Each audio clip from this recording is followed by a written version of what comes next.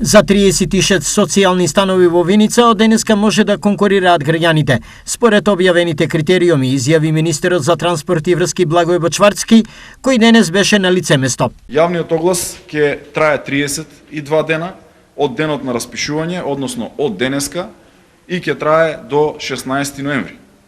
Би сакал да ја искористам приликата да упатам апел до сите граѓани кои што им е потребен кров над глава и им е потребно сместување за себе и за своите семејства и ги исполнуваат овие услови, да аплицираат и да поднесат документи до Центарот за социјални работи во Виница. Објектот е со современа градба и според сите градежни стандарди. Објектот тука се состои од 3 ламели, во кои што првата и втората ламела имаат вкупно 36 стамбени единици, во двата по 18 стамбени единици и една ламела која што представува деловен простор од цирка 121 метар квадратен.